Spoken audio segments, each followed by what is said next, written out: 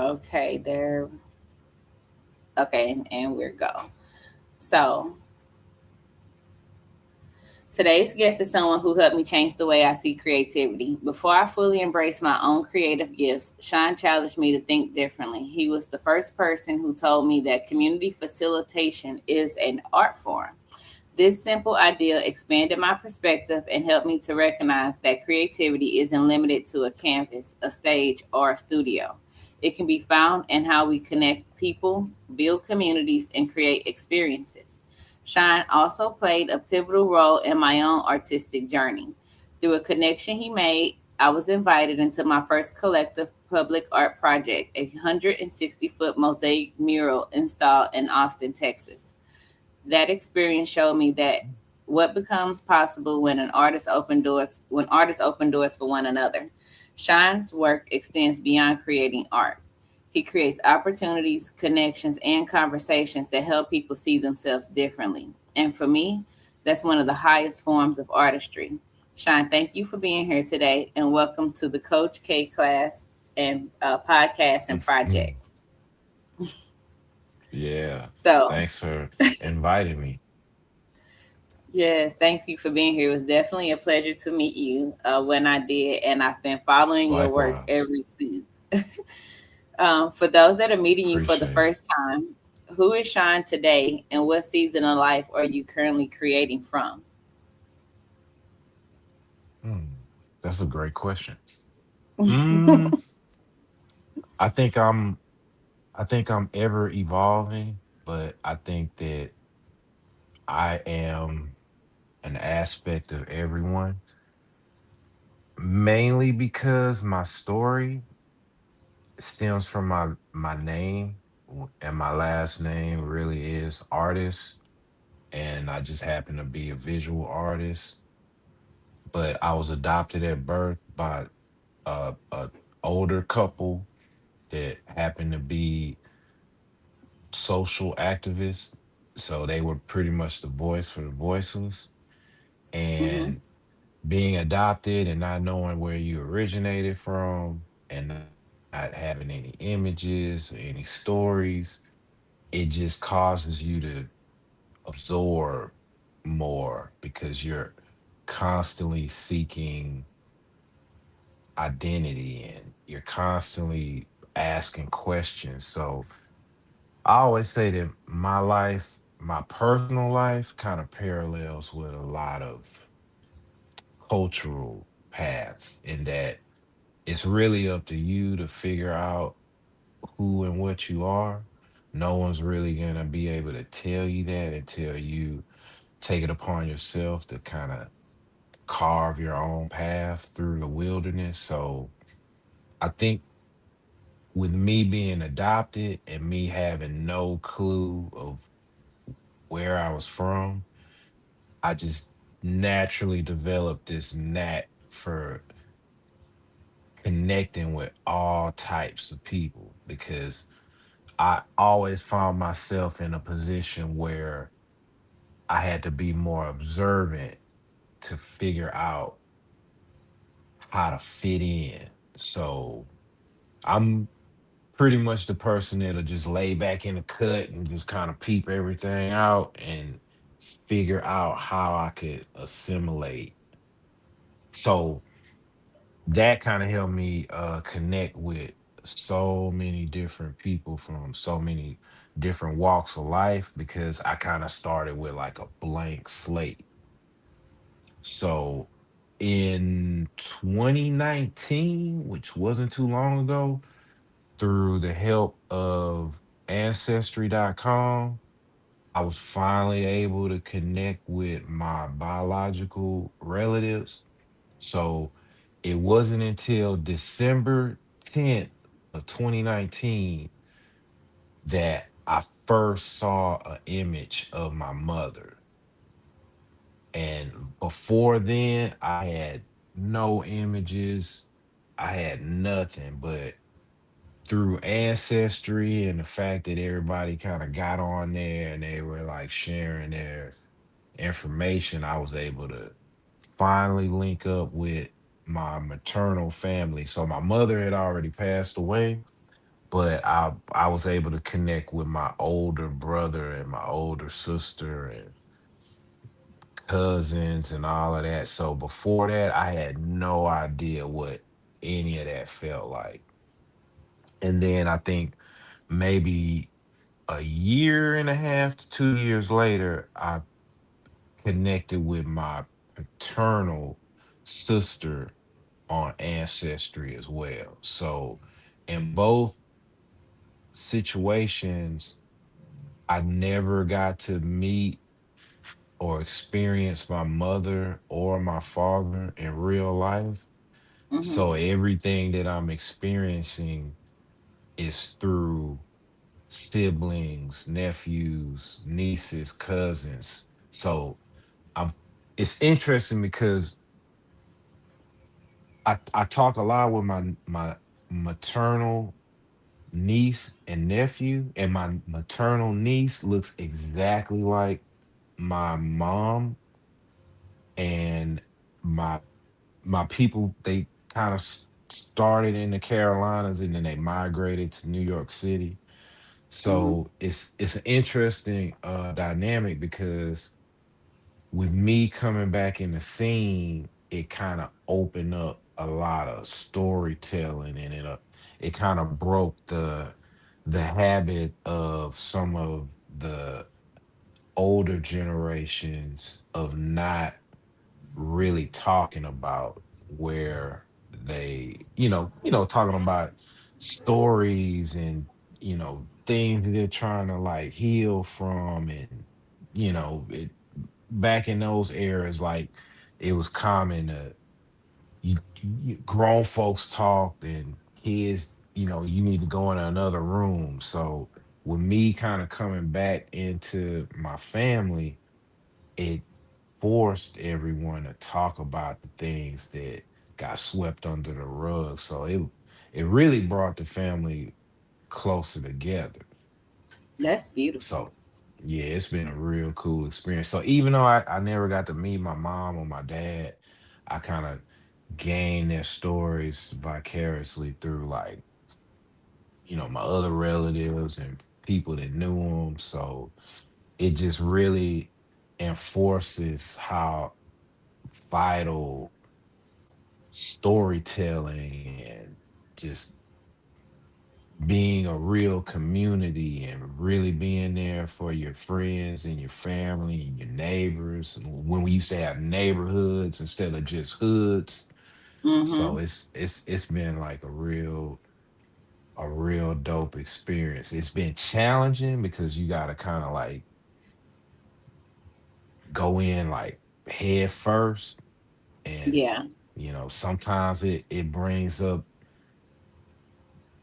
parts of the Painful past memories that, that yeah, people wanted to sweep under the rug. yeah, but it's been like a roller coaster ride. Mm-hmm. It's been I a think roller that coaster ride. I know that's one of I didn't know this deep, but I remember you telling me a little bit of the beginning part. So there's two things that I want to say. So the first question is, was your mom how you anything like you imagined when you finally saw that picture? Because I know prior to seeing the picture, not knowing who she was, there's images that just go in your head of I wonder what Hmm. she's like. Or I've heard Yeah. people that say, that were adopted. That's like they've always you always want to know where you come from, Hmm. what do they look like. So in comparison to the images your brain came up with before seeing a picture of her, did any of the images match up, or was she totally different looking than what you thought She looked as an just artist? like me. Yeah, she looked Really? just like me. But I never had real images that I would conjure up in my Mm-hmm. mind, but I would always build stories. Mm-hmm. So the hard part is being adopted. You can fall into a spirit of abandonment. Mm-hmm. So I think a lot of, I don't know, but I would imagine a lot of people that went through adoption, they probably have a habit or history of making up these grand stories about why they were put up for adoption or why they were taken in by another family. So I used to make up like I had like incredible stories. Everything from, I came from like these elite black families that come from royalty, or they were like, just these social active, powerful social activists, and they figured like they gotta like give me away so that the government wouldn't find me and try to bring To harm to keep me you and safe. to Yeah. keep me safe. I would come up with all kind of stories, but my biological mom actually met my adoptive parents before she had me. So probably when she was maybe like 7 to 8 months pregnant, she Hmm. found parents that, So she got to choose your parents and who yeah, raised you. exactly. Yeah. So she Wow. wanted the people that took me in to be extremely similar to my biological family. So all of my family, they were social activists. So they were the people that like took up for those who may have not had the strength to speak up and organize and formulate and galvanize. So that's basically what I came from. So the other thing that was odd is like even being a visual artist, a lot of us suffer or battle with imposter syndrome. Hmm. So as you look at people that inspire you to create or do whatever it is you're doing, whether it's singing or, playing an instrument, we all get inspired from other people and we take bits of them or we mimic them until we find our own voice. And so as you go through that journey, you start feeling as though you're not really you because you're getting all your inspiration from these great people. But Hmm. ultimately, what happens is we're inspired by so many different, incredible creatives that we create like a gumbo almost. And we take a little Hmm. bit of this and a little bit of that, a little bit of this and a pinch of that, and then we stir it all up, and then we come out with something that's Beautifully our unique. mixture. Exactly. Yeah.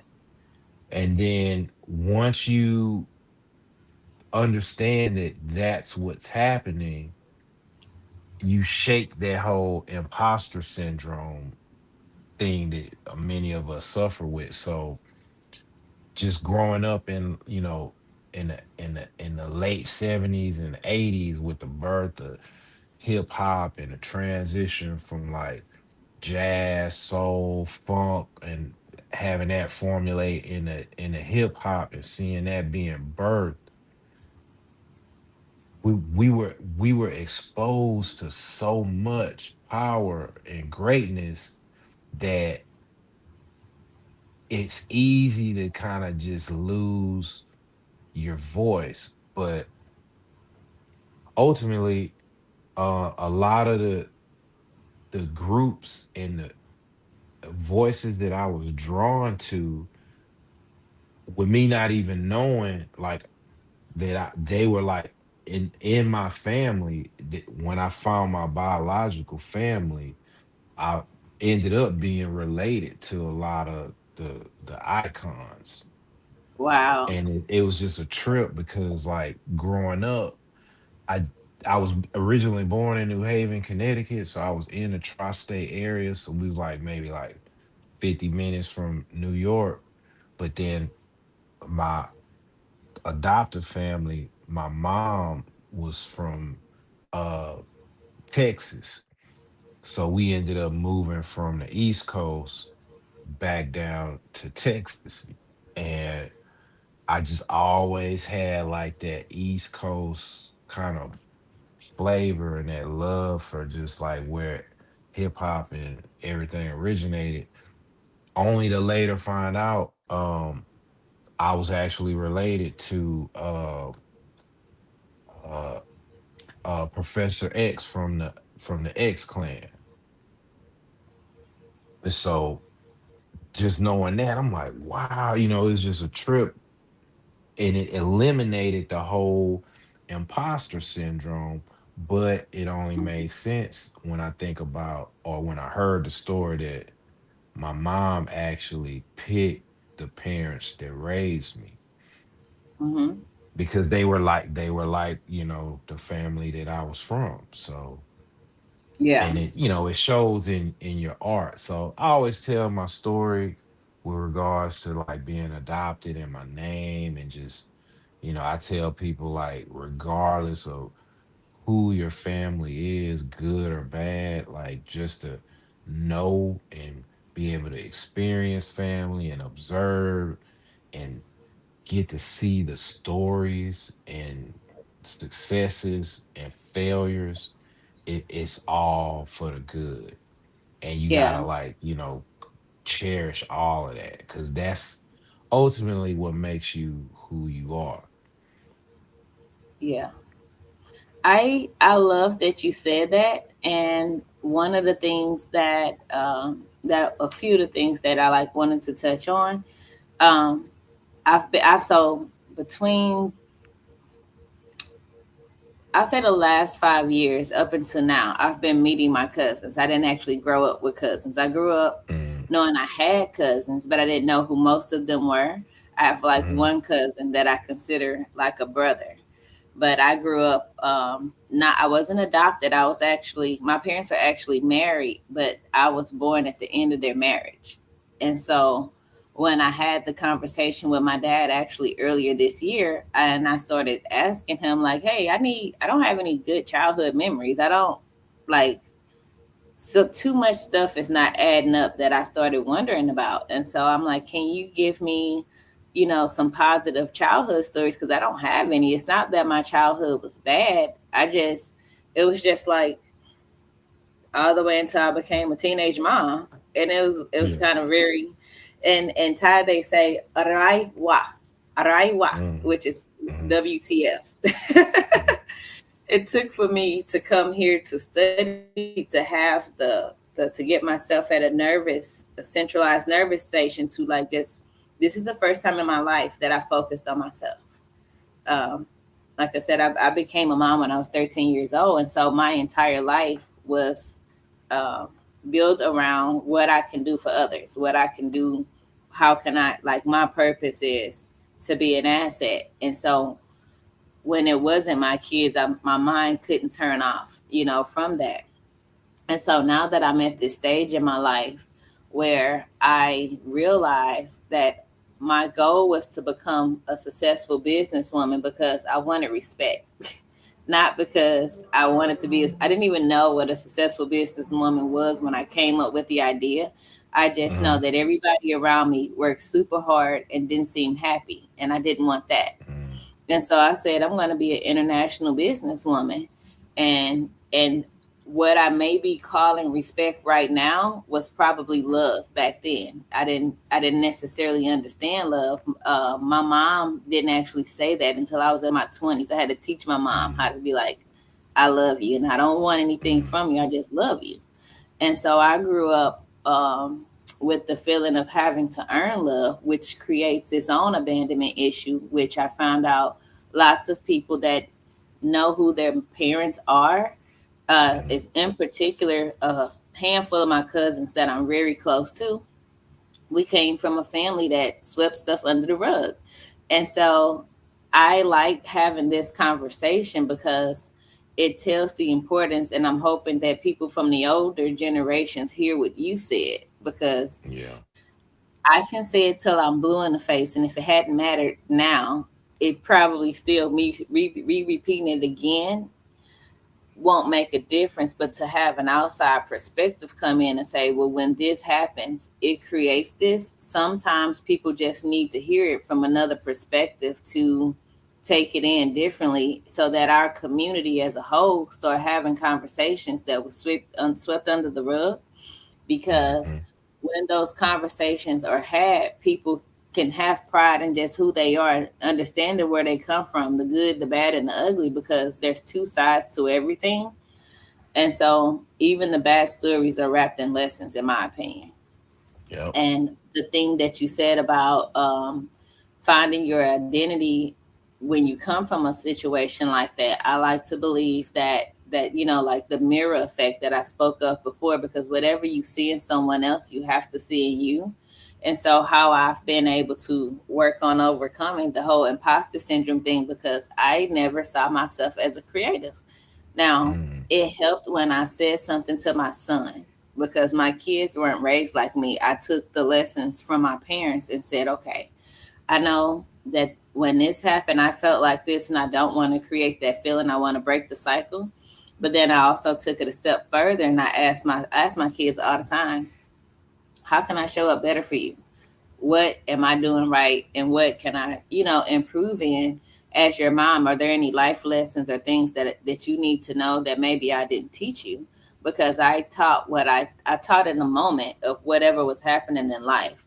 But Mm. most parents don't stop to cognitively think, okay, when my kid is in this situation, I need to give them information for the future so that they understand how to handle this situation, or to know that they can actually come to me when a situation occurs, and that I'm a safe place. Not a lot of kids growing up with families that are accustomed of judgment or sweeping things under the rug. They don't feel safe to go ask people that actually have the answers, because a lot of those people, they've made those mistakes already. So they might not feel too highly of themselves because of those mistakes, but they're able to gain and give the lesson that they learned. Like I want to bring awareness to, like, no right or wrong. It's just life at the end of the Yep. day, right? And so telling the truth of life will help mankind in general, because Hmm. the truth is the truth. Now, before I go to my next question, there's a very particular slide that I want to bring up, because when I said that just now, it triggered me into thinking about one of the pieces you shared with me in particular. And it's taking me out of order, but I really want to ask Mm. you about this particular piece. Let's go back to this one here, where it says, "Stop tripping before God shoots," featured at the Yeah. El Dorado Ballroom. Can you tell us about this piece? Yeah. So, the El Dorado Ballroom is a historic entertainment spot here in Houston that was recently renovated through the help of Beyonce's sister Solange. And I recently showed there at, the name of the gallery space slips me, but it's no longer there. Unfortunately, the gallery is no longer there. Hmm. So I think they might have turned it into like an activity room or something like that. But the African American Studies program, which is a program at Rice University, uh they held a welcoming event at the El Dorado, and so they called upon me to curate the space, with my art and everything. So that's one of the pieces that I exhibited there. But that piece is ultimately about accountability, and that whatever you believe in, we all know that there's something greater than us, whatever you choose to call it. And Hmm. one of our human responsibilities is to go through this thing called life Hmm. and learn from it, hopefully teach those that come underneath us more about it, and be accountable, and know that, this particular piece is based on God, which some say is the generator, operator, and destroyer. So Mm-hmm. if we take this thing called life for granted, and we don't try to evolve and improve this globe we're on, this piece is saying that it can easily be taken away from us. So the gun represents the power of that which is higher than you. And the piece itself, there's so many abstract intricacies in there that represent different roles and responsibilities, and it also represents the fragileness of life itself. And my overall objective with that piece is just to get people to know, like, whatever it is that you do, however small you may think it is, your gifts and attributes may be extremely big to somebody else that has less than you. And for you to Mm-hmm. kind of move like, hey, like you were saying earlier about when you were dealing with your with your child, the humility that you have to have as a parent to even ask your child, hey, what is it that you need from me, or what is it that I could do as a mother or a father to help you become a better version of me. That that takes like the utmost maturity, because like you were saying, and like I was saying, the earlier generation, it like you just did what you was told. It Yeah, wasn't and a lot of no. times we thought they knew. They were winging it, just like we winging it. Mm-hmm. Like you Yep. don't know until you're an adult that everybody is figuring it out as they go. Yep. Like there's no manual like that. So Mm-hmm. that led me to this my next question, which is you were the person that told me that community facilitation was an art form. How and Yep. what led you to that realization? Because I looked at it as like my natural job, you know. Mm-hmm. But it's something that no matter where I go, I do. And I remember some years ago, I was in Nigeria and I had a project where I was working with an investment bank, and the goal was to increase customer relations, sales, and their numbers. And so the president says, I brought her to Nigeria, and she went out and she manufactured people. And that's the first time I ever Yep. heard anybody use it that way. But I Right. literally did go out into the community, just how I met you in the park. I met lots of the people that I met in Nigeria for that particular event at a wellness event at a park. But then I also took the time to go into neighboring villages of Abuja and walk into people's business, patronize their business, shake their hand, and get to know them. So when I told them what I was doing, they wanted to come. But how Mm-hmm. did you come to this realization? Um, when you really think about it, and I'm like a person that I'm left brain and right brain, I think I'm equal. Hmm. Just look at the word human resources. So anytime you want to generate revenue or commerce, you got to go through the HR department. So that person that you talk to at the HR department is the gap between you possibly feeding your family or not, and you realizing how valuable you are to a larger, bigger picture.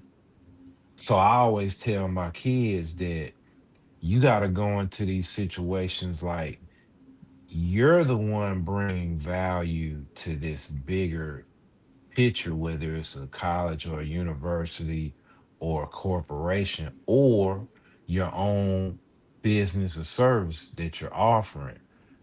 But it's always someone that can connect people, because oftentimes people are specialists. So, for instance, with me, I may be good at doing murals, portraits, abstract, contemporary art, but I may not know how to pull the people that value what I do together.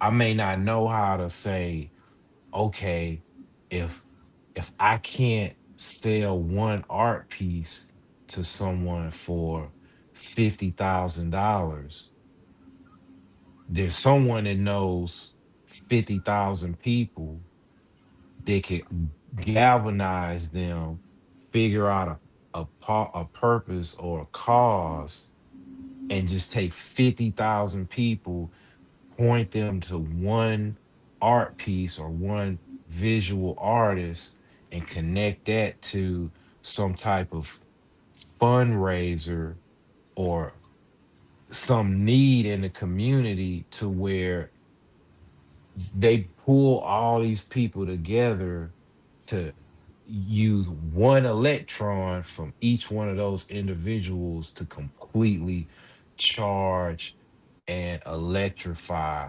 one actual goal that helps an entire community. Right. So I may not be able to do that, but you That's may be literally what I able. do. Exactly. Because the That's minute, art. because I want to jump in, the minute you said that, I'm like, oh, no, no, no, that's not how we sell this piece. Hmm. And so my brain Yep. is naturally like, let me introduce a different perspective, because oftentimes most people tend to think, oh, I can't do it this way, but maybe somebody can get 50,000. And so my brain and my artistry thinks, the minute I hear that, you don't need 50,000 people. You need one, because there's Hmm. only one person is going to walk away with the original piece. The Hmm. other 49,000 going home empty-handed if we only got one piece.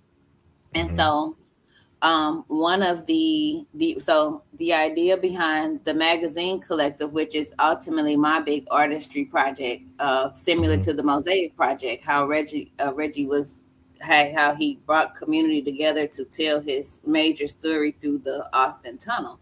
So Hmm. when I think about me explaining who I am, uh, the launch of all three magazines, they're not rooted in who in just me, but it's the artists that tell pieces of my story, because there's so much that you said. Although our backgrounds were different, we still ended up the same, Hmm. but and different at the same time. And so I see people as star seeds. I understand now that maybe not everybody is. Some people are very niche specific circles or something, but I never put people in a box, because there's always Right. more than four sides to everybody. Like, depending on the situation you in, you're going to show up different as a human being. And so I never believe in limiting people, um, because I never limited myself. But when I think about my artistry of community, I think, okay, I look at myself taking people from the art, from the community, because that sounds like a double negative almost, or a double positive. But there's a community, there's a entrepreneur level, transition level, and then there is the elite for Fortune 500 and $5 million up, right? Anybody in that last magazine community can buy anything in the community from anybody, just one. And so that was the idea of intentionally separating the different levels, so that people can see and have room to elevate, but so that one community can actually help the other, like they basically work together as an ecosystem. Yep. And yeah, because my background is also in financial engineering. And so when I say Hmm. that, I'm not just thinking in bartering, I'm thinking in money. But even when it comes to there may be a day where I might need to go to this community and say, hey, does somebody have some land? Because the people in this community are really hurting. And can they Mm-hmm. barter to work the land to build and, work out an investment that way, which can easily be done. They do it all the time in Africa where you can buy land and rent to farmers, and farmers are still able to make profit at the end of the day without putting anything up at the beginning. And so I've been fortunate enough to not know 50,000 people, but I've been extremely fortunate to know like the right people that equate Mm-hmm. their context in conjunction with mine equate to 50,000. Mm-hmm. And my brain just naturally, I mean, my son say, my oldest son say like, you like a human AI, but I can see that now because of the amount of information I ingest and how I have this almost like a sense of urgency that's being pulled Mm-hmm. on my spirit to help build community because I see the way our community is so broken that I just want to Mm-hmm. mosaically put it back together because I think that we are beautiful. But Right. because of systems, most of us don't see it. So the entry point to the community requires me to help people see themselves. Like I created a full curriculum around it so that when I work with people, they're not offended by my abilities because there are times when I've shown what I can do and I've had people to be angry that they couldn't see it as a natural reaction of just not knowing. Mm. Some people's mental may be default to jealous or anger, but and it's not because some people say folks know what they're doing, but I also believe that not everybody has enough emotions in their bucket to choose other ones. And so Mm-hmm. I've I've strategically found technology that help people identify other feelings so that they don't automatically like, oh, I'm mad, I don't know that. Like you have to watch your mouth. You don't have to be Mm-hmm. mad that you don't know something. You can learn it. And Right. so when I see that piece, to bring it back to what I was asking about, when I Mm-hmm. see that piece, I feel the sense of urgency. It's like God is for me. I say God. I may say universe sometimes, but I just say God Mm. because I'm Right. not ashamed at this point in my life that the only something that I've had has been God consistently Mm-hmm. for over Mm-hmm. 41 years. And Mm-hmm. so when he's telling me like, hey, I'm giving you the keys by giving you the people, like one of the biggest lessons I learned in Houston from going to a mastermind and the money I paid for it, I never regretted the Mm-hmm. amount of information that I walked away with it, and not to mention the way that these people still feed me information. I get to take classes on family offices and equity firms to really show my people how to Mm-hmm. build generational wealth because it wasn't many people like me in that mastermind. I could count on my hand for Right. as minority based as Houston is, there wasn't enough of us in that room just invested in ourselves by way of knowledge. Um, but it's like I know that I know that moving in purpose according to the vision that God gives you in your own head, that's the plan. That's the thing that pays off in the long run because it's like Right. it has to work out. This is what he's telling you to do. You keep seeing it and it won't go away for a reason. And as I Mm-hmm. say this, it draws me in terms of like everything I just said, including the community brokenness. I see Tupac's back, which is the Mm-hmm. artist, I'm sorry, which is the piece to the right, the abstract piece Right. that shows the bricks on one side of his face, the concrete on his neck, and just looking at the specific choices you chose. I even like that they're in his third eye chakra down to his almost his mouth is yellow. And so, can Mm-hmm. you explain to us a little bit about that piece? Yeah, that piece, it took several years to complete it. Uh, it which sometimes happens with my work, but it's about how if you look at if you look at Tupac's life, and he's actually, I believe he's my second cousin through marriage. Oh wait, But that's my. if you look at his life and you look at some of his earlier interviews, you Mm-hmm. see a softer, more creative, thespian type of Tupac. But then when he went through the entity we call the music industry, you saw his change, from being with Digital Underground, a background dancer, to getting his shine on all around the world, to working with Easy Moby, to like going to like the West Coast, and then eventually going through the thug life era. But his core, was like knowledge of self, community involvement, the Black Panther Party.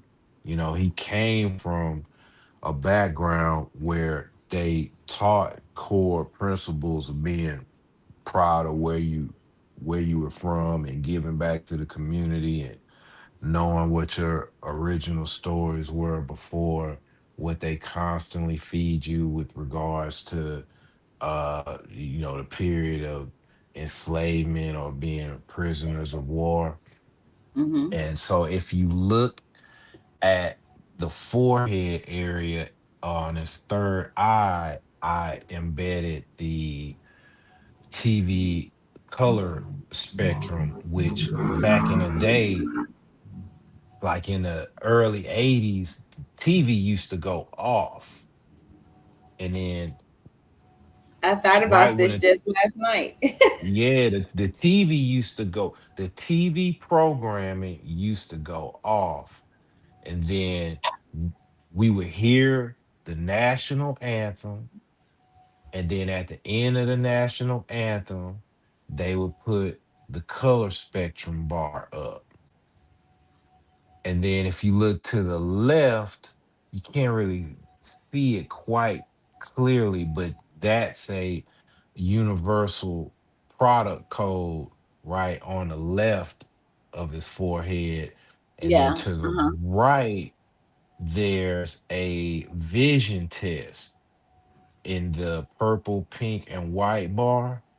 Mm-hmm. And then if you go beneath his lip, on the left side, there's a crown, and then on the bottom left shoulder area, you'll see the section that's ultimately the top of the cell phone at 846. And then you'll show the signal bar and the Wi-Fi and the battery. So that's bringing us to the 8 minutes and 46 seconds that George Floyd was under the knee of a police officer. But right underneath that is a pyramid in gold. And then to the right of that pyramid and collage is a pilgrimage. So all of that speaking to how, if it wasn't for the technology that we have, a lot of the wrongdoings and the things that regular people were able to capture with their smartphones, we would be clueless of all the harm that has been done to people. And overall, the piece is just kind of pushing us to kind of examine the life of Tupac and the music industry, and how the music industry is ultimately a machine that forces people that may have in their heart to create good music, to make us know who we are, to feel good about ourselves, to liberate ourselves. They kind of got this basic input output system, which is the BIOS, to make it to where We want this to go in, but we only want this to come out. So I remember when like rap music first began, it was like real diverse. You know, you had everything from party music to like dance music to conscious music to, you know, you had the gangster music, you had the music that was telling stories, you had the music using samples to, we would like dig in the records to figure out where they got that sample from, and then we would discover like incredible like jazz artists, like, you know, from some of the samples Premier used with Gangstar and Guru, the Tribe Called Quest. It was a tool that were young artists in the inner city where they cut the funding for the music programs and they took all the instruments out. We figured out how to use, you know, the turntables and the SB 1200s. We figured out a way to make innovative music when they cut the funding to our schools where we couldn't actually use physical instruments. So I Hmm. remember the time when the music we created was ultimately us paying homage and standing on the shoulders of the greats that came before us. Cause like rap been around, it was just called, you know, bebop, you know. But Right. now what you're seeing is like the disconnection of like the lineage of where things came from. So now you'll have the Insta where, and then you'll have the reels. And ultimately, what they're doing is social engineering, and it's basically designed to condense and shorten your memory and your ability to really connect with other humans and other cultures and see how many of us are different, but ultimately we're all the same. And when we melt together, we get to see the beauty of all of us. I call it the gumbo theory. Like, you know, Yeah. like with me doing public art, I did that so that people could see a black man doing something other than what the mainstream media was pushing. So now we kind of have media platforms, but art has always been a tool for us to create our own forms of media and preserve and conserve our stories through actual physical elements from sculptures to artwork, and we could use this to preserve the stories of your relatives and ancestors so that you could pass this on and have real art in your house, and you could actually say, hey, I knew that dude. Like I actually met Sean Artist because he used to paint live at the Poetry Lounge with Seven the Poet and DJ Superstar and Joe Pete. Like I remember going and he painted that live in the club in the dark, you know, with people drinking and loud music, all of that. I was there and I ended up buying that piece, you know. So art is ultimately the epoxy that creates and conserves culture. But oftentimes we have to have these conversations in real life with real people so they'll understand the value of real art, not mass produced art, but like real art from people that you're actually getting to rub shoulders with, and you getting to see and engage with them in real life, like the Mona Lisa. That's Hmm. somebody, that's That's somebody somebody aunt. for real. You know what I'm saying? That's somebody's sister or whatever. So oftentimes in black art, we do a lot of figurative and portrait work, which is understandable because Mhm. we don't really get the shine. Mhm. But I do portrait, I do figurative, I do abstract, I do contemporary, I do murals, I do chalk art. I do all of it because I'm trying to show and hopefully encourage other artists that we're not one dimensional, Mhm. and our stories are valuable. So, like with the chalk art, I started that like over 20 years ago with Via Calori Street Painting Festival, which was one of my favorite events. And we would do it once a year around third week of November. And it was all to raise money for the Center for Hearing and Speech, which was a Mhm. school that taught kids with hearing and speech impairments. it Mhm. it taught them how to integrate into regular schools, and it had Mhm. funding to help parents that couldn't afford hearing and speech specialists help their young children learn the tools that they needed so that they could eventually integrate into a regular school with the skill sets and abilities that they learned from specialists that cared, so that they could feel like they were a part of regular society.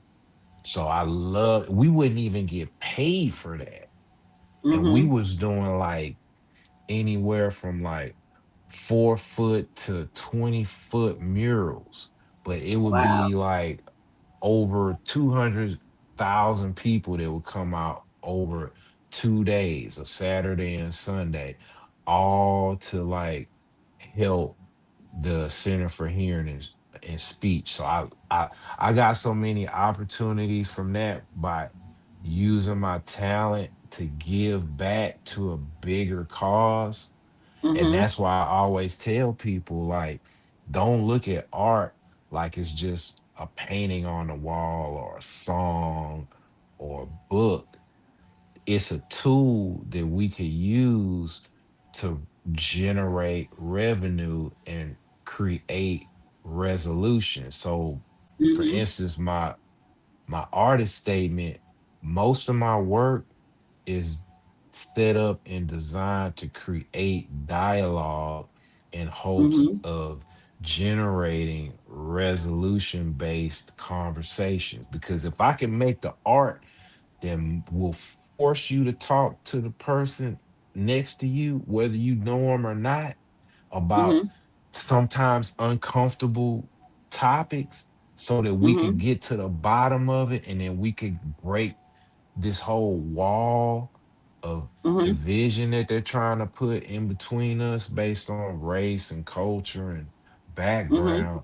I feel like my job is done I because want to I'm jump in. breaking those walls. I want to jump in real quick because the piece that I'm displaying right now is the day that I met you, when I Oh, went okay, out okay.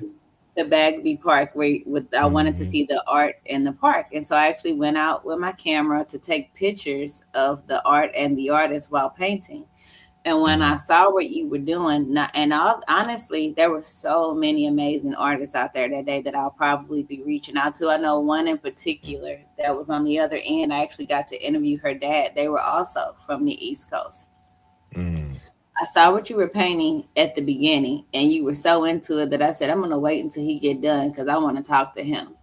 That Hmm. I knew the day that I met you that you were going to be the first person that I interviewed um, that day. I didn't know it before I talked to you, but I knew it that day. Hmm. And the reason was literally what you just said. I'm a mom of three black sons. And so Hmm. I need the world to see more than the TV shows them of what black men are to be, because all three of my boys are completely different. They're not Hmm. alike. They are 5 years apart and three totally different personalities. And so I want them to have a fair opportunity of people getting to know them, to know who they are Right. versus who they think they are, and allowing Hmm. them to not be in a box. And so At first I didn't know what you were drawing, and then I like put it together and I'm like, oh my God, it's Martin and he's like me on Thanksgiving. And Yeah. I immediately thought about my roommate in Houston because he loves to eat. Like I've Okay, never met okay. a person that like food. Him and my youngest son, they're both about this big and over 6 feet tall. Okay. Oh I mean, yeah. it's just like all their food goes straight to their They height, don't and gain they no just weight. Yeah. down everything. And so I'm just like, if this picture don't represent so many amazing guys that I know, right? And I'm thinking, I want to be, I want as a pillar, one of the pillars of my artistry, right? Is to develop a safe spaces for my kids because I'm not gonna Mhm. always be here, and even now I can't walk around them with an umbrella just trying to Right. protect them in a way that I would absolutely love to. But what I can do is I can create community where they can thrive, and by the way Mhm. that I see doing it is elevating Black male stories to show that you guys are more than what your profession is by work trade, to show the different elements of artistry. And not just that, I'm a Black woman that loves to see Black men lead. Like I don't Mhm. necessarily want to be the leader of the line, but if it takes for me to light a torch and get it going so they can, then I will. Is how I see Mhm. it, because I want to get in the back. I want to get in the back Mhm. seat, you know. Mhm. Like I think there's a misconception when it comes to Black women leading that that's what we want to do, and just by societal, not standards, by systematic systems is what we Mhm. had to do because of the attack on you guys. And so I Mhm. love the way that your art tells a story that's so digestible that anybody can look at it and begin to see that picture, because our history and our heritage, more than anything, it's not history because we're still here, number one. Mhm. And Mhm. so your art does a really great job of telling the story of our heritage. Not just that, when I pull up an art project like yours, for example, and I take it to someone in my family that's not used to talking and say, what does this mean to you? It Mhm. makes them want to tell their story because now they have a Mhm. visual. Because a lot of Right. times, and this is just I feel thing, but Mhm. based off conversations I've had in the past, because most of my clientele are boomers, right?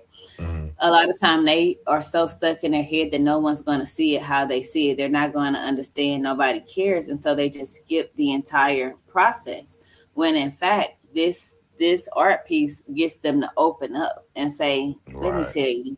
Like let me go to another one that's popping in my mind because I want to be cognitive of the time as well. Mhm. Um, this one here Oh absolutely caught yeah. me, the one with America and Are You Oh Merely a yeah. Number? And I'll Yep. let me flip the You phone are real quick, merely a number. Yeah. right? And let me Yeah. show my TikTok fam this piece here we're going to get into. Um, because a lot of there's a huge misconception about this quote unquote freedom land. A lot of people Mhm. don't understand the system, right? Mhm. Um, and so I fell in love as a person that had a suppressed voice coming from the childhood we talked about earlier in this episode. I came from like you're to be seen and not heard. And the crazy part about my story is me, I became a mom so young at a time where even talking to me about who I am as a child and as a girl wasn't Mhm. talked about. And so I went into motherhood not even fully understand puberty Mhm. in terms of the things that you have to figure out, because I'm at a stage where I'm not just figuring it out for me, I'm figuring it out for this little boy who's going to grow up and be a Black man. And I see what this Right. system does to them. And so I got to be proactive. I Mhm. have to be proactive in a way that don't even directly relate to me. Right. I had to force my brain to expand outside of my own cognitive abilities, just by way of thinking my job is to lay a foundation for them, you know. And Right. after my first son, my child number 2 and 3 also, African American boys. And Mm-hmm. so um, it's been a bit of a roller coaster, and I'm so grateful to finally be at this particular stage.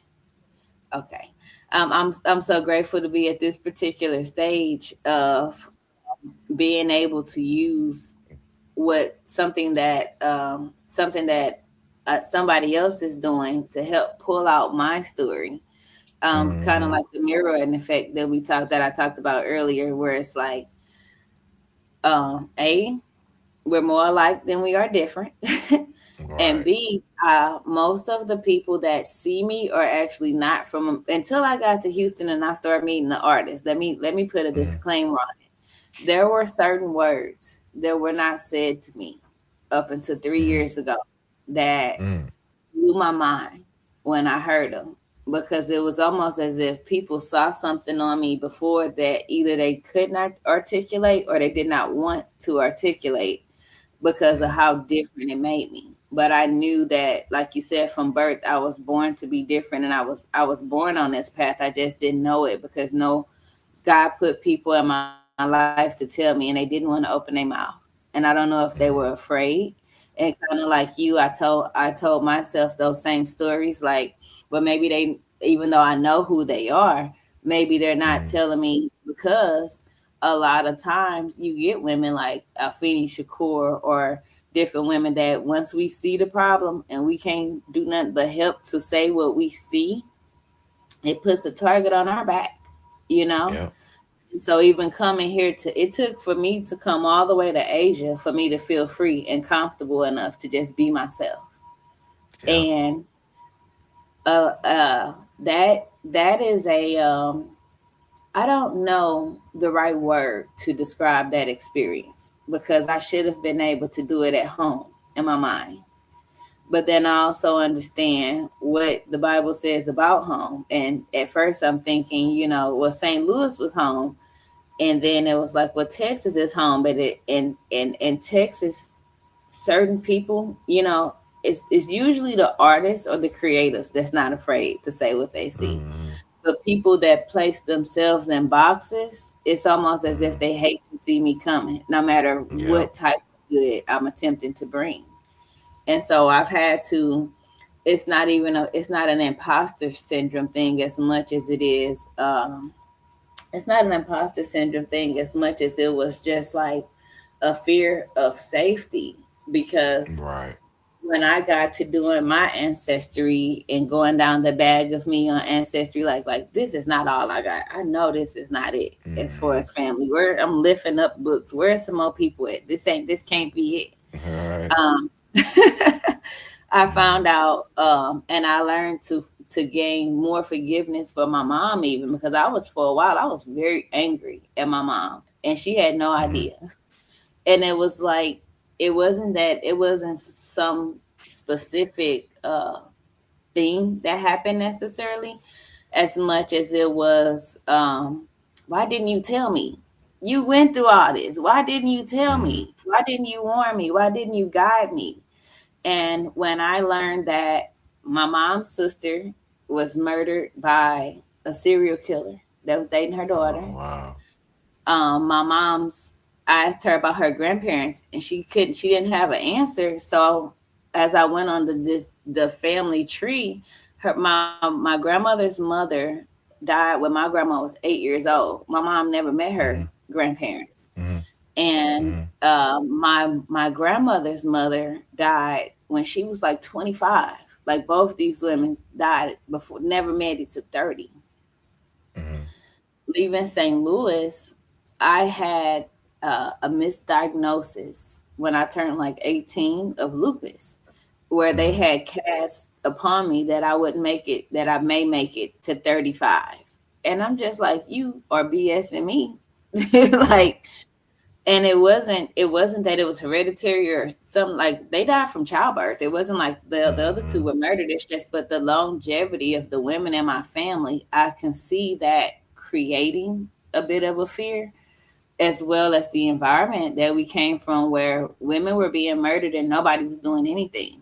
I can remember a story my mom told me about a friend of hers that was murdered by her boyfriend when they were growing up. This is before I was born, but I remember a place in Illinois when I would walk home from school that had a stench to it. And the story and the rumor was that was my mom's friend under the dance floor of the place, and so I see how the fear comes into the community by way of traumatic environment, and so that definitely influenced my decision to leave to be more creative because I was a bit worried about what my own creativity would bring if I started spreading awareness of what I actually know about our people because as a child, moving from a place that was a small town where black and white is, I'm not going to say it wasn't a thing, but nobody made it a big Mhm. deal. It's like if whites live where I live, they definitely Mhm. went better. You know, they were Right. just neighbors. But Mhm. moving to St. Louis and being a part of the desegregation program, which leads me to another piece that I'm going to share. You did, I think it's like a Is this a Ruby Bridges piece here? Um, it's in Yeah. search of In search of archetypes. archetypes. Archetype Yeah. Supreme, yeah. So So I got an Archetype Supreme series, yeah. I was a child that was affected by that, even though I wasn't born in the '60s. Being living Mhm. in the inner city and being bussed out to suburban schools, better quote unquote better schools. Um, Mhm. it wasn't a problem with the students, but the actual system itself, like the teachers were bullied to inner city students or were projecting lesser than. And Mhm. so having pieces like this to open the doors to stories like that, it's a really big Mhm. deal because we now have the visuals where if someone isn't able to see it from the perspective that I'm seeing, they actually Mhm. still know the Ruby Bridges story and they know all the other stories that are similar so that they have Mhm. something to tie it to at the end of the day so that these Right. conversations can be had. It's not that we want to go back to that, but we do have to address the trauma that act actually causes. Because if you Mhm. send your child to a school where the teacher don't believe in them, and that's who Mhm. they're with Yep. about 8 hours of the day, you have to then reparent against that. You have to Yep. ask these children questions to understand what they are actually up against so that we can guide them the proper way. That's how the conversation came about with my sons because it took for my middle son to say, you know, when you yell at me, I feel like this. I quit Mhm. yelling shortly after that. Like, cause I used to be one of those Mhm. parents that would be like yelling and fussing, cause Yep. that's how we grow up. Right. Until I had a friend whose sister had a brain aneurysm at 35 years old, and every time I saw her, she was yelling at her kids. When I Wow. after that situation happened, this has been my Mhm. voice tone ever since Mhm. then. Like I can get a little bit more elevated, but for the most part, I don't do things to upset my nervous system, and I try not to let other people do things that can trigger that too, because the traumas we carry actually affect our health, and so those are different things that I teach, later down the line. And I'm not a doctor, but these are things that I for a fact found out when doctors try to tell me one thing and I got to doing the research for myself and understanding how our people were able to just use natural things on the earth to heal themselves. It's like we got to start turning that TV off and thinking Right. again, having these Yep. conversations, having these stories, opening up. Because the next question that I have to you was, why do you think that so many adults don't want to be labeled as a creative when that is one of the highest forms? Well, I know why now because it's definitely systematic, but Mm. Yeah. that's a conversation to be had because a lot of creatives want to just work a 9 to 5 and don't understand that they have the ability, the innate and ability to create. Like sharing this Mhm. on platforms like LinkedIn or other international spaces where they don't mm, know our stories exist, but they may actually have stories very similar to their own disenfranchised community in other parts and other lands. Um, mm, the art will get sold. yeah, that'd be a good thing. I think I mean, it's like telling a one story, and it's like our story is it's a disenfranchised community story. It's not just our story. I met right. people here in Thailand from Russia that Mm-hmm. are more than relatable. I meet Thai women Mm-hmm. all the time whose Mm, stories are not the same but similar. And I've met right. some really amazing artists here too. Oh So no, it's a trip. I mean, because you it got the is. starving artist program that's Mm-hmm. deeply ingrained, and oddly, as soon as somebody sees your work and they see you're good, the first thing they'll say is, "Man, you gonna be a millionaire, man. Man, you got it set. You man." But they never ever support you financially. These same people Mm-hmm. that just act like because you could, draw, paint, or whatever, you never get support from them. So it's like an ironic yin and yang. It's like on one But side it they talk you up, but sadly you rarely get support from those closest to you. So I don't know mm-hmm. if it's just the system that we're in because we I do have to I don't face a think so. lot. I will say this, right? Mm, Same thing like with me. It's so funny because my brain, I talk to, I'm so used to talking to people in Thailand that I was going to say, same me, because I hear that all day, mm, same me, same me. mm, But I think environment plays a role, right? Because I mm, feel like with me, the people that's known me the longest see the least because they've already locked me into whatever mental box they lock me in. And right. so, one of the ideologies behind me creating the platforms that I am creating for people to be on pedestals is it's the same thing with me where I say a prophet has no honor in his own home.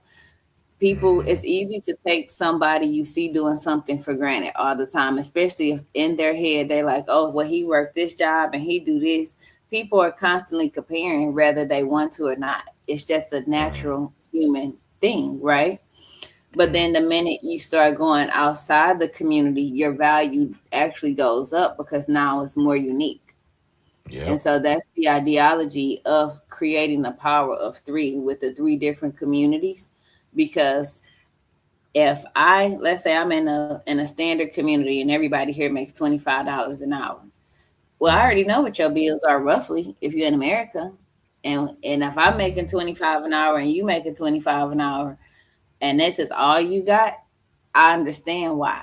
You know what I'm saying? I have to be mm, realistic about where I am. Like, I think that I'm grateful, first off. I'm very grateful that I was given the opportunities to be pulled into corporate during the duration that I was. But then mm, the problem that I literally had was that I stayed connected to my coworkers. And so, like, I have some on social media, which now I don't mind, and I'm kind of getting used to that. But if you are mm, creative and you don't come from a boxed in space, um, that environment is not good because they can mm, only project their level of exposure. And I'm coming from working with investment bankers and business owners, and so I understand why certain spaces become unsafe or devaluing for me, even because I'm just in mm, the wrong room. It's not that I'm not worth it or that what I'm doing isn't worth it. It's they don't understand. They don't know. They know what they've been taught. Work hard, do this, you get this, you know?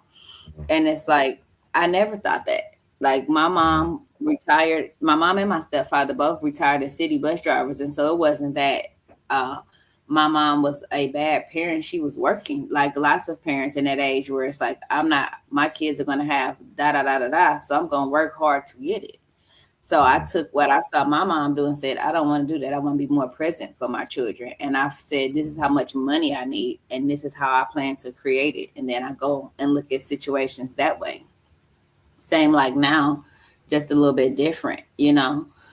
And so I think that that's a really big, that's a really big element that we have to bring into play when we have these conversations. One, what's something that you're learning about yourself right now, and what challenged you the most in this current season? Mm, that's a good question. What am I learning about myself? Um, some questions feel good questions, but they kind of feel kind of raw. And I just need a little moment like because I think as a To narrow it in creative, more. yeah, because like as a Okay. creative, you So one of the sometimes things.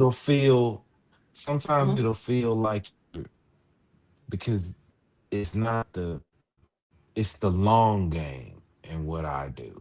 mhm, So mhm, you put so much work into it and you're constantly trying to get better and you're constantly trying to evolve that to you it feels like it may not be moving, but then you also had the moments where you'll get a chance to look back and see all of the things that you've done, the smelling of the flowers, so to speak.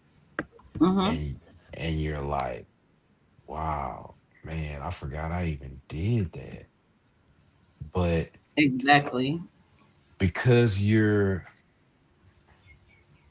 doing a lot of the work of numerous departments yourself, like PR, marketing, photography, advertising, uh, coming up with the language, um, having these intimate conversations, taking time out to do community work.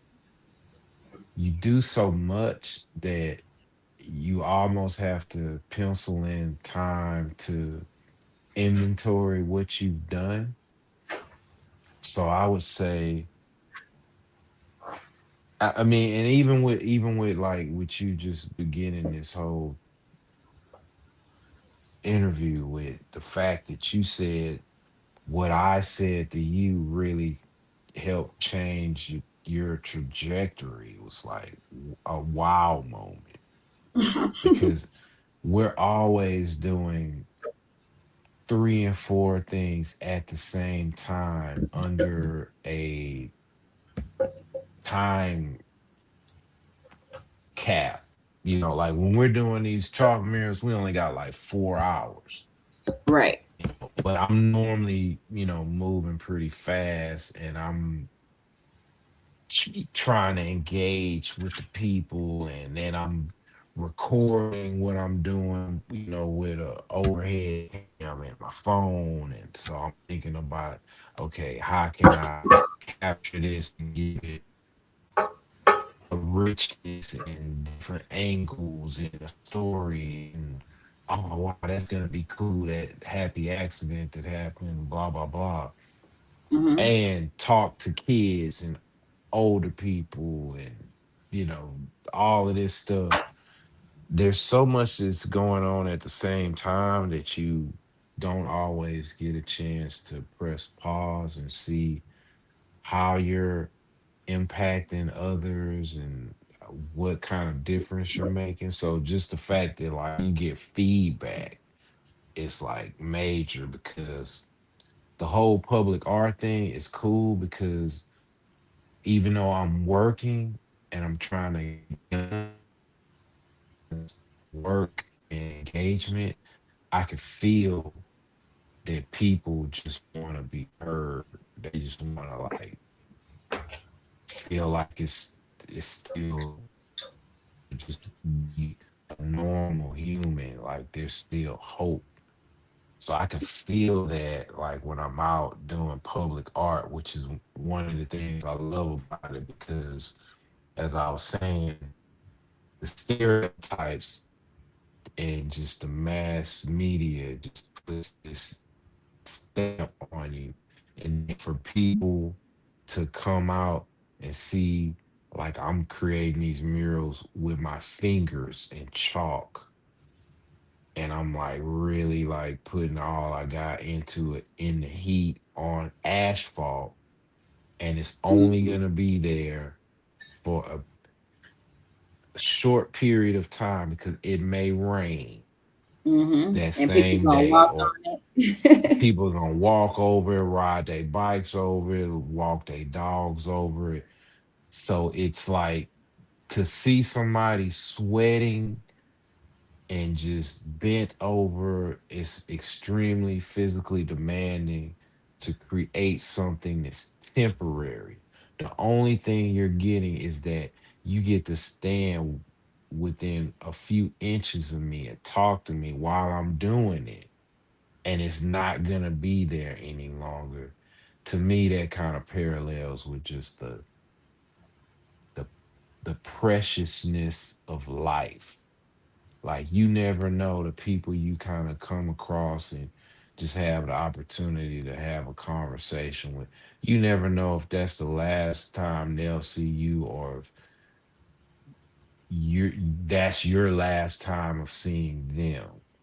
Mm-hmm. And so that's the beauty of street art and just doing what I do, because I get to meet so many people and I get to destroy like the stereotypes, because even though I'm tired, it's like 90 some degrees, I'm still gonna like pop up and hey man, how you doing today, man?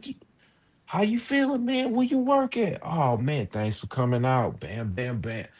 Oh yeah, I'm doing so and so and so and so today. Yeah, man, I've been doing this like over 20 years, blah, blah, blah. And they get to see like a real person that might come from a different background. It might be a couple Mm-hmm. shades darker or whatever. They get to see like I'm a real person, and I'm probably nothing like how, the news might portray me. And like, it's it's a beautiful feeling. So I guess I would say every time I'm doing something creative, I'm learning more about me, and I'm learning more about just humanity. Mm-hmm. And it's a never ending course. It's so um humbling, Yeah. because I could be talking to a guy that like owns the whole city, but I could be talking to a lady that empties the trash cans, and I treat them just the same. And I think the fact that I do that, as gifted and as much as a vessel as I am, to make people like feel like we're all down here living this thing called life that has these extreme lows and these incredible highs. It just makes people feel like they're here. Yeah. So I think that's my takeaway from it. I love I'm that. like still doing it. But it's Even, still I you're think still that's a inspiring. testament. I think you're still Hmm. inspiring, and it's no different than when you went and did it for the children.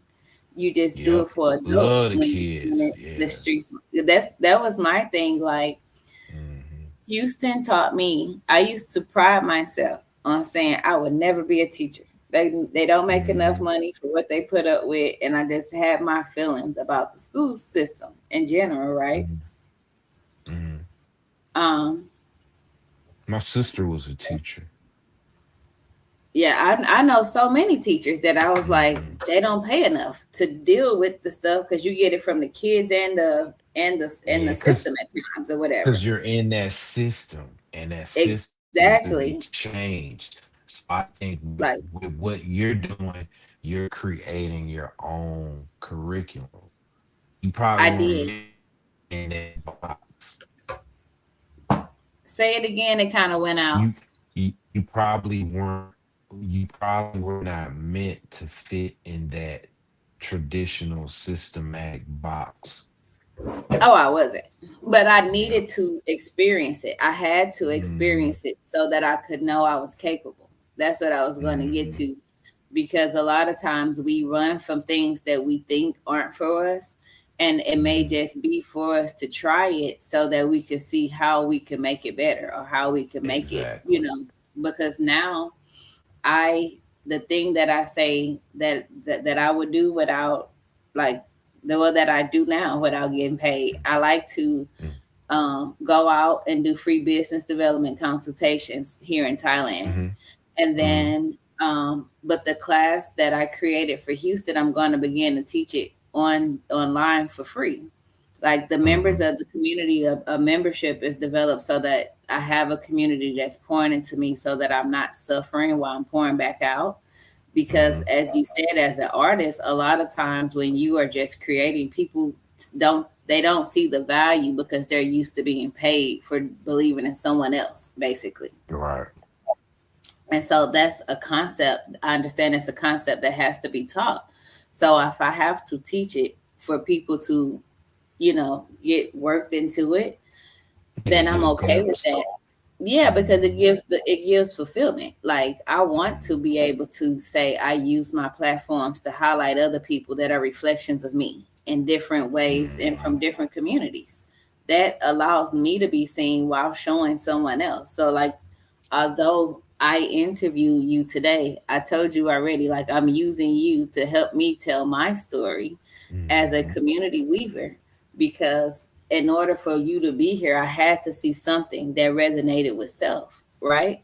Right. And I also want to talk about the importance of me speaking life into you and me giving you your flowers and your feedback, because the entire time I was in Houston meeting artists, the only thing I could think of is I don't want you to be like a Basquiat where the fame comes after death. Why would we not give these Hmm. people their flowers now? They are like Basquiats in real time. Um, Not just that, it opens, there are so many doors that I want to talk to you about offline at a different time about this. I want to wrap this up for the sake of the YouTube clip. So Okay. there's one last piece that I want to go into before we go, and it's an invitation to join the collective. Shine, the Hmm. reason I wanted you here today is because you've consistently demonstrated something that aligns with the heart of the ultimate butterfly effect, helping people see possibilities they couldn't see on their own. You helped me Hmm. see my creativity before I fully embraced it myself. You opened doors, created connections, and reminded me that art isn't just something we make, it's something we live. As we're building this global collective of creators, leaders, visionaries, and people committed to making meaningful impact, I'd like to formally invite you to be a part of the Ultimate Butterfly Effect Collective. I believe your voice, your perspective, and your commitment to community will be a tremendous gift to what we're creating. Would you be willing to share your thoughts on what it means to build creative communities and explore being part of this movement with us? That invitation, hold on.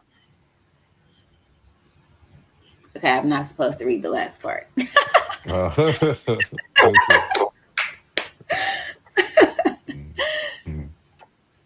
So the question is, would you be willing to share your thoughts on what it means to build creative communities and explore being a part of this movement with us? Because it's designed to be a global movement. Oh yeah. Yeah, I'd love to be a part of it because kind of takes one to know one. And I think as creatives, oftentimes we feel a bit isolated and alone until you meet others that share your same sentiments. And then with that, it kind of charges the whole journey. So Yeah. yeah, I love to be a part of it. Thank you. But Also, yeah. as one of the benefits of being a part of the community for you in particular, I want to sell your art. Like I'm working on a project that would allow me to have a online gallery, but for real art. But I Mhm, also know you were the one that told me about how to sell prints. Um, mhm, yeah. my not my talent or my gift. My job background is in sales, marketing, and business development. I've worked Mhm, for AT&T, mhm, Ford, General Motors, and Mass Mutual. That's my mhm, career of sales with integrity that I don't mhm, normally share with people. mhm. And honestly, sales is as fulfilling for me as creating art. Like it's Okay. almost it's my hot button basically. Mhm, Because to hear you say as an artist, the biggest problem is moving art. Like I want to solve the biggest problem, like the little problems you have. You have your family, mhm. you have your create, you have the vision. I want to be I want to be like gasoline for this vehicle Ooh, okay. to to get it out there because um right now the community is all that I'm selling. Like I don't Mhm, have a product that I'm selling. I'm not necessarily ready to put my personal art out. I'm not in that stage yet. mhm, I'm really leaning to the art of facilitation because I know I'm really good at it. This is the mhm, first time in my life that that I could look back on the projects and the things that I've done and just say like, wow, I did that. I don't know mhm, nobody else like me. I don't know nobody else mhm, that would just drop down in other countries and go start talking to strangers and say, hey, mhm. did you just get a new place? Do you have art in it yet? Let Right. me help bring this vision to life. Not just that, I've been seeing, I want to introduce the opportunity of people using artists within the community to paint murals on their investment properties. So, like Mhm, here, for example, you see, I have this big canvas behind me as far as I'm concerned, because I right. feel like this wall is designed for art. And so, Mhm, one of the things that I'm looking to introduce with the developers and investors that are looking to buy in different countries, not just here in Thailand, is mhm, to make these creative getaways, these creative havens, where if people decide that they want to stay in America, but they just need to get away for a month, I would love for like if this place had even pictures of like grass, like the baseboards to make it seem to make right. it feel like like a Mhm. rainforest, more of a tropical feeling, but not the entire wall. Like I have visions that I cannot paint that Right. somebody Yeah. somebody else needs to come in and execute, but then the Right. investor invests in it so that his property is not there's 180 condos in this Hey. building. They all look alike. Who's gonna make Yeah. one different? You know what I mean? Yep. I would And love so that. I'm trying to get over there to that Thailand. and it well, not just that, like I have tons of connections in Africa. I have way Yeah. more connections in Africa. I want our people to have that experience of Mhm. visiting the homeland because Mhm. even if it's not a place of permanency, it's definitely Mhm. like a rite of passage of experience. Yep. And I want to be, um, I want to be, I love to be a part of that journey. I love to curate Mhm. experiences where I could say, okay, let me put together a project where it's not I can't afford it right now. It's just like, hey, if Mhm. we get all of this covered and this is XYZ, da da da, will you, can you? Yeah. Like I'm calling this a show and tell community. The role that I played in the school system there was called the dyad, which is essentially like an elective. And Mhm. now the way I see it is teaching online. It's like electives for adult in real time, but with real money. I have Mhm. the community is an investment community because if you don't invest in self, then people can't invest in you. There's nothing to flow. And so Right. it starts off at the smallest level of $75 a month because I'm like, okay, that's over 50, less than 100, where people can just come up with that, where we're Mhm. pouring in, and now it gives me, not only did it create a salary for the project, it gives me the funding to push everybody's work. My background is in marketing. Mhm. And so it's not pay this and this. It's like, hey, if everybody, once everybody pays their dues, I can take a portion of my own profit and say I'm going to reinvest it back into all of us. Now that there's Mhm. enough of everybody putting in a little, and put ad campaigns behind this project where we're at least selling prints online.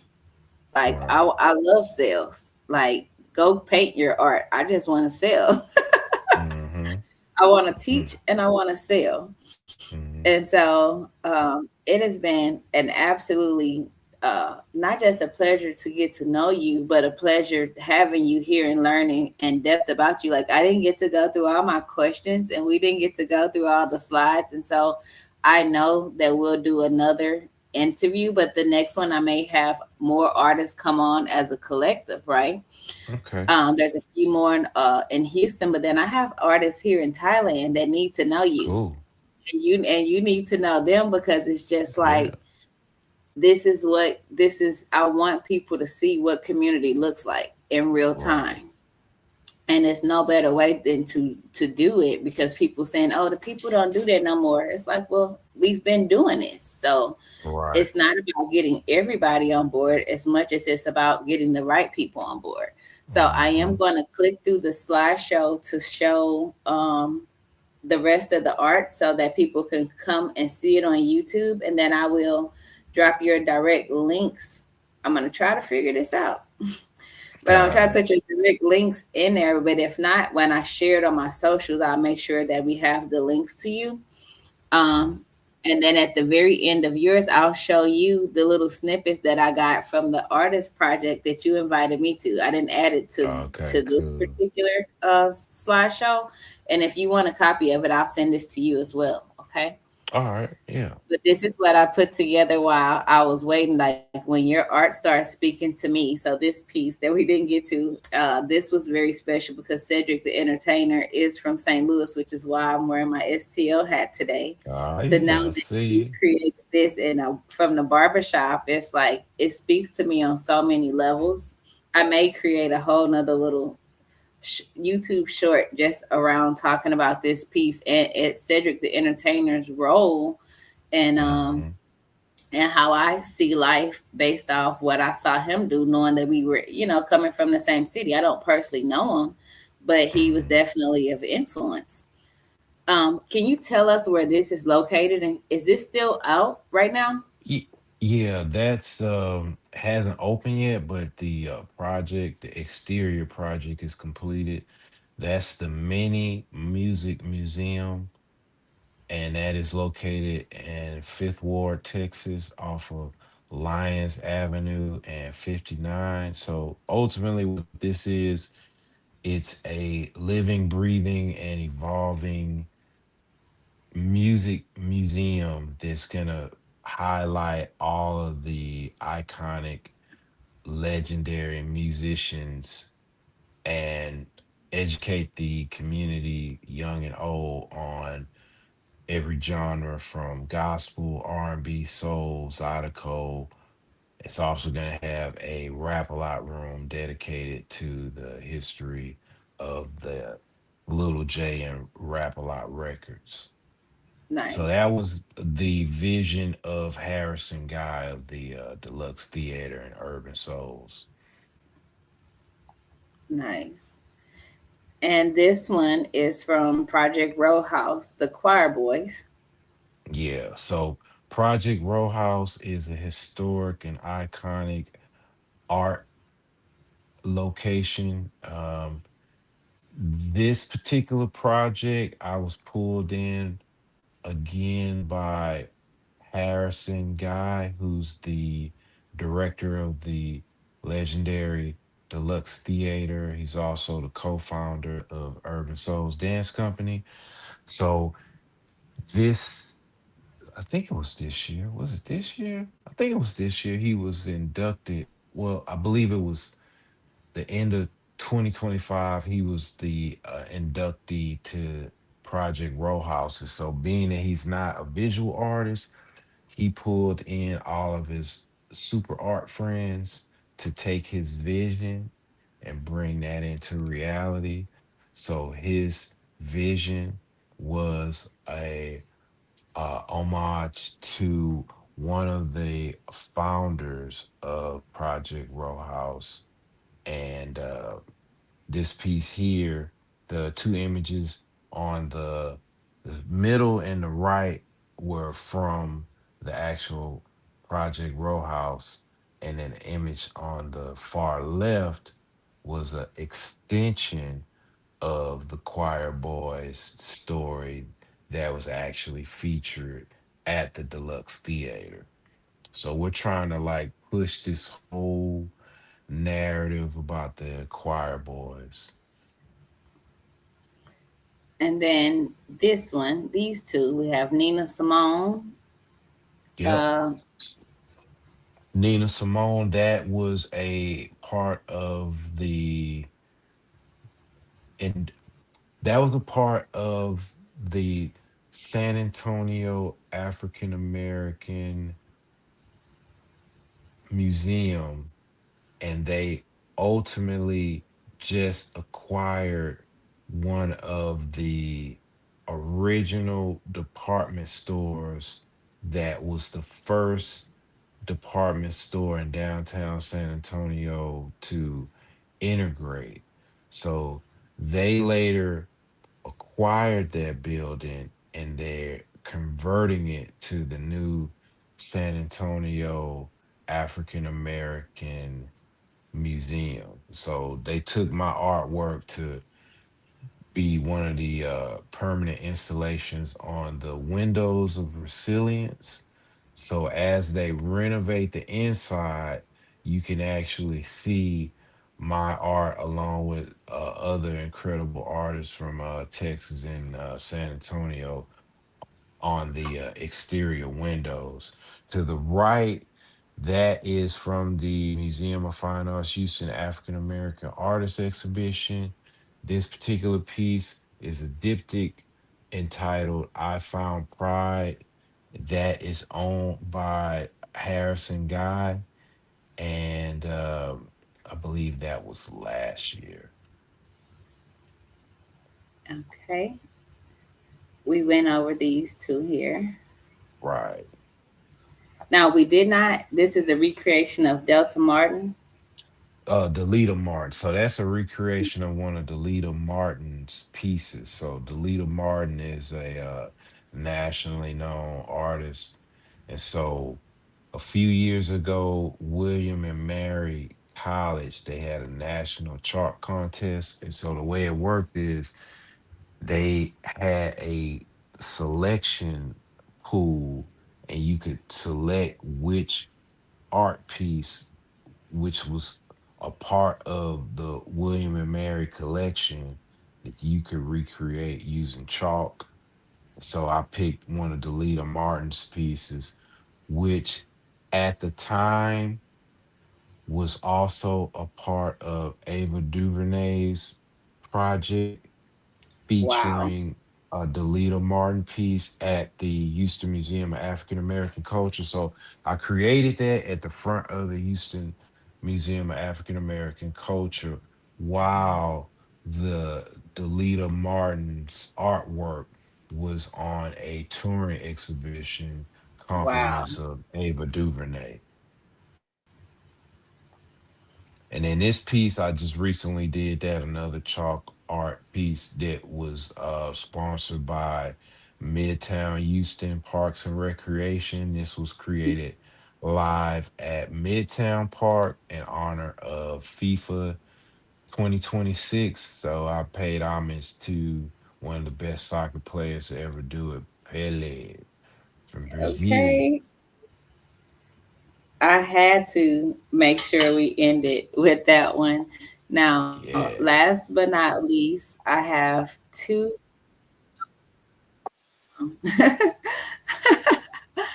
Let me take this off and share with you the two intro pieces that you Uh-oh, uh-oh. that you helped me be a part of. It's not mine, but this was the Mhm. first time that I actively got to work with like a professional artist, and so I'm Okay. totally stoked about it. Stop screen. Yes. See, how do I? Okay, so now I need to share screen here. Okay. So here's the first piece. I used them as like a TikTok clip, basically, because that was Mm. easiest for me. And let me turn flip my other camera so TikTok can see it. Because today was the first day I posted it. Okay.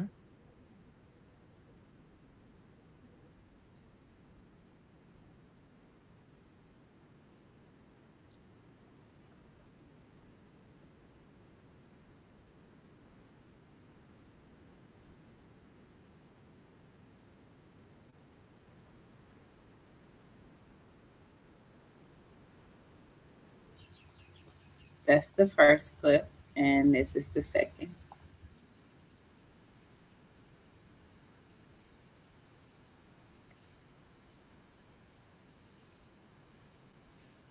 I'm not seeing that on my end.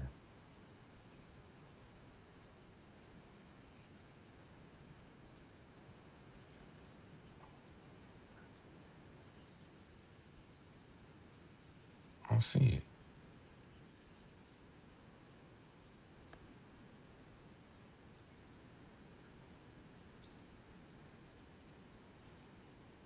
Damn.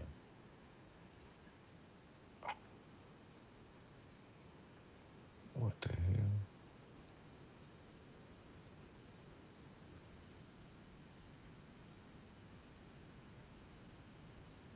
Where'd that go?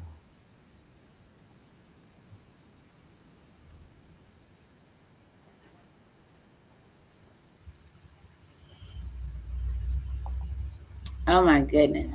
Did it show on that side, Sean?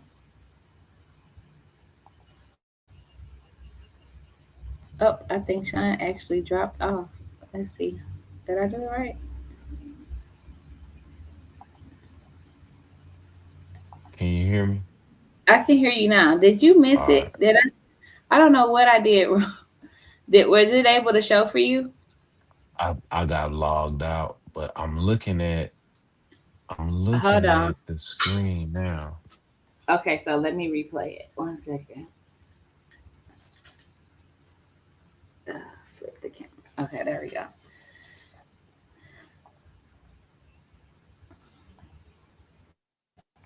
Okay, you can see it now. Okay. Yeah. Okay. We're going up. We're going to It- continue to go up. No one's going to stop this grind. I will continue to work Ah. through everything in life, point blank, period. My life is That not was my easy piece. Working whatsoever. with My me. life is the hardest it's ever been at this very moment, but you will never see me stop fucking working. Ever. I don't So give a fuck what I'm going through. What if I told you you're only 6 months away? You see, the that's underdog story is crazy. the realest story there is. Because when you come from nothing, you appreciate everything. You hustle different, you love different, and you lead different. So today, I want you to do three things. Stay humble. Never forget where you came from. Stay hungry. Keep that fire in your soul. To be an underdog is to have nobody believe in you, but you work so hard that people have no choice but to believe in you. And the word impossible is possible. Underdogs, they don't get respect, they earn respect, and therefore get respected for life. And the word impossible is possible. That if you're an underdog, man, the beauty of being someone who has to go through struggle, the beauty, because you get that. If there's no struggle, that's the thing. If there's no struggle, then it's nothing. Wow, that was pretty dope. Those are my two videos from that, and the like I said, the directors from the Humane Shelter Project came in at the very end. That was one of the last Damn. things I did before I left, and it's crazy that that was maybe 8 months ago, and I hadn't watched these videos. They said in my draft up until today, until I got this interview with you. um, and the thing that made that project and this whole experience so special is that most people don't know I was legally homeless the whole 3 years I was in Houston. And I had to experience all the experiences I had in Houston just to be where I'm at and to have the level of how do you say it? Oh, you can't hear me? Hold on. Can you hear me now? You still can't hear? Okay, hold on.